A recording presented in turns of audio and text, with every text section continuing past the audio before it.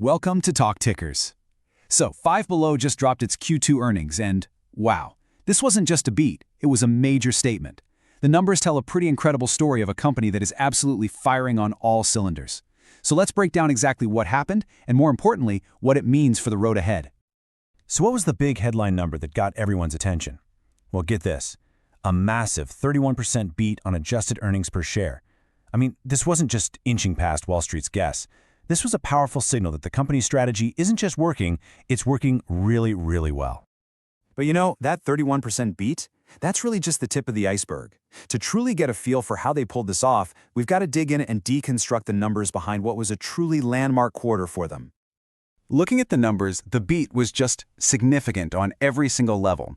Adjusted earnings came in at 81 cents, completely crushing the 62 cents analysts were expecting. But the real story, the real milestone, was the revenue.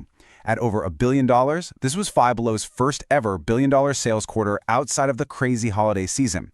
That is a huge proof point for their year-round appeal. So where did all that growth actually come from?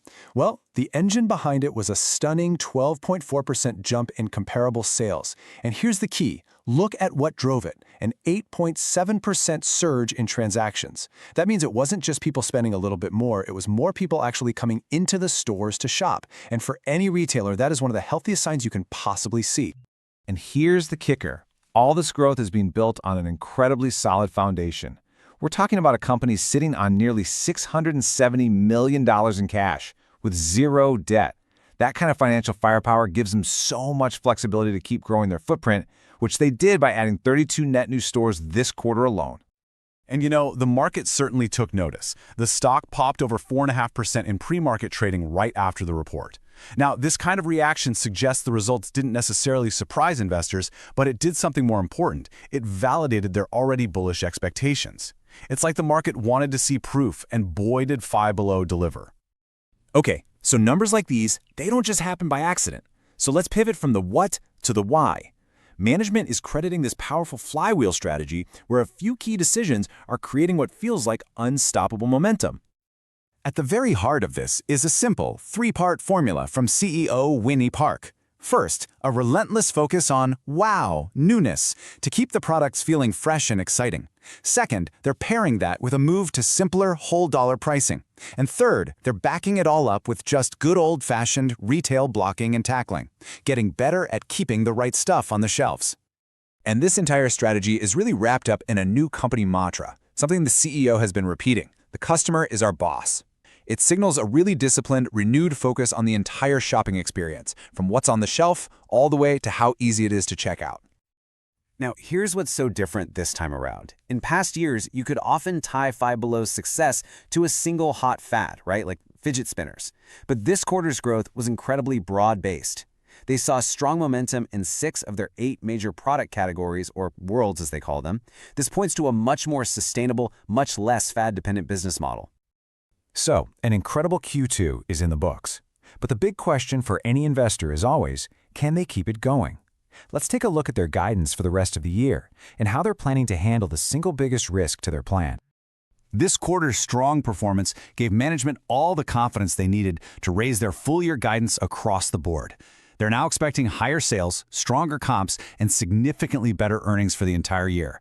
That's a really powerful signal of their optimism as they head into the crucial back-to-school and holiday seasons. Now, about that headwind I mentioned, the big one for any retailer right now is import tariffs. But management just delivered some very good news on that front. They've managed to cut the expected hit to their margins for Q3 from 225 basis points all the way down to 160. That's a huge improvement that shows they are absolutely getting ahead of the problem. So how are they doing it? Well, they have what they call their toolkit. Customers are responding way better than expected to small price adjustments. They're seeing a favorable product mix, they're actively moving their sourcing away from single countries, and they're leaning on their strong partnerships with vendors. It's really a textbook case of how to manage a controllable risk. And beyond just tariffs, the focus stays squarely on execution. The plan is still to open around 150 new stores this fiscal year, and they're also working to get a better handle on inventory shrink, loss from theft or damage, with physical counts happening right now. All right, so we've seen a stellar quarter, we've broken down the smart strategy, and we've heard the confident outlook. What does this all mean for the stock? It's time for the next call where we put it all together into our final rating. The bull case here is just incredibly strong. You have a clear turning point in execution that's driving real, broad-based customer growth, not just chasing fads. They're proving they can actually expand margins even with tariff headwinds. And they're backing it all up with raised guidance and a fortress balance sheet to fund all that future growth. So for all these reasons, our rating is outperform. And the core of our thesis is this: the whole story for Five Below has fundamentally changed. This is no longer a recovery play. We think this is a well-oiled machine that's entering a brand new phase of profitable scale-up, and it's all being driven by disciplined execution. The execution we saw in Q2 was a massive proof point, and with all this momentum heading into the back half of the year, we believe the company is perfectly positioned to keep delivering. This is not financial advice.